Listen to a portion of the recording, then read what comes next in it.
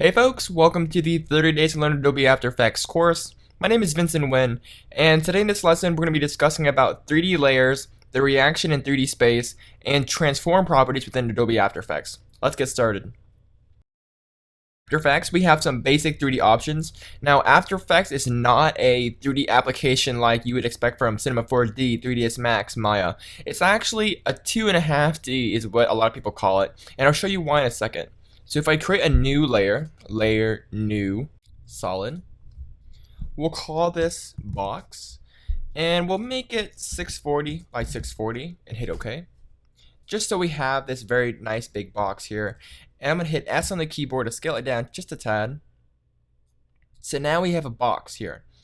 And if I hit P on the keyboard to bring up the position, we can move it along the X axis as such, and we can move it on the Y axis. Very straightforward, and you're just moving this box in 2D space, a flat composition, and we're just moving it on the same plane here. Nothing too complicated. And if I hit R on the keyboard and to bring up the rotation, you can see that we just have a very simple rotation parameter, and we're just rotating our cube 360 degrees. Very straightforward. And this is kind of the 2D flat space that we have in After Effects here. Now, you may have heard me talking about 3D layers within After Effects. Now, to create a 3D layer, you want to select your layer here, and then toggle your switches / modes until you see this little cube icon here, and then under your layer, hit the cube icon for your layer. And as you can see, we have a different parameters available to us now. So let me just hit P on the keyboard. I'm going to uncheck the 3D cube here. And if you hit P on the keyboard to bring up the position, and if you hold down Shift and do another hotkey, R, you'll bring up both positions and keep the previous one here. So you get the position and rotation. So this is what I have right now for my cube that is not a 3D layer, it's just a flat 2D layer. Now, when I enable the cube, pay attention to the position and the rotation here. You can see that once we convert our layer to a 3D layer, we have an additional position axis here, and this is the Z axis, so this is pretty much controlling the depth of the object in 3D space. And then we also have the orientation in space here, as well as the rotation. So we pretty much have a lot more control over our 3D object within the 3D space within After Effects. But this object here may react like a 3D layer, but it's actually a flat layer reacting into space. Now, I know that may not sound very clear, but let me just show you. If I create a new camera here, and we'll talk more about cameras a little bit later in the series here. I'm going to create a camera, and then I'm going to rotate around this box here. And you can see that, yes, we have an actual box layer, and we can rotate it, move it in 3D space, as you see here. But as you can see, the actual box is not 3D, it's not extruded, it's just a flat 2D layer, but in a 3D space environment.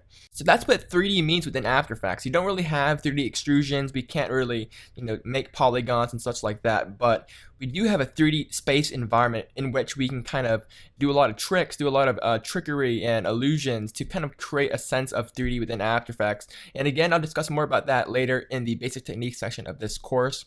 But just realize that we don't really have full 3D capabilities except for kind of the 3D space environment here.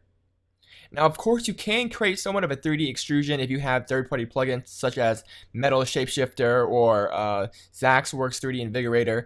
There are a lot of plugins that kind of make up and pick up the slack of After Effects, but for the most part, After Effects cannot really behave like a 3D application. Unless you're on CS6 with some basic 3D extrusion, or you're using a 3D application. But then again, if you really want some full control over 3D stuff, like such as polygons, 3D text, 3D objects, then you're going to be doing most of that work in Cinema 4D or 3ds Max. So back to the subject matter, again, we have 2D flat layers in 3D space.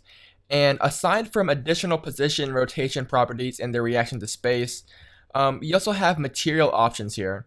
And this is somewhat similar to a 3D application where we can control the material of the object in 3D space.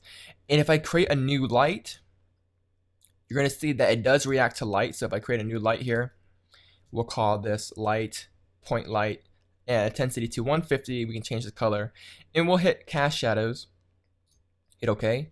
You can see that our object is affected by our light here, and if I zoom out and kind of adjust the lights, you can see that our 3D layer does react to light. Now, if it's a 2D flat layer, it's not going to react to light at all, and we don't have any material options. But again, 3D objects react to 3D lights, and these lights are automatically 3D. You don't need to hit a switch for them.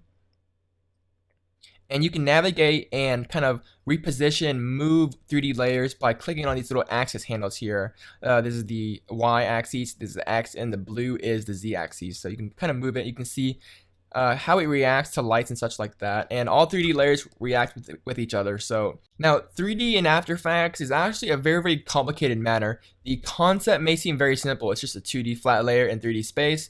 But once you'll be working with 3D layers and cameras and rotations and all these orientation properties and such, you'll soon realize that 3D layers within After Effects can be kind of complicated, especially with 3D cameras and the interpolation and such like that. So you will run into some weird things when working with 3D layers in After Effects. Hopefully I'll address some of them in this series, but again, it's a very, very complicated matter. And to really understand the concept behind it all and the reaction in 3D space it's probably the most complicated thing within After Effects other than expressions.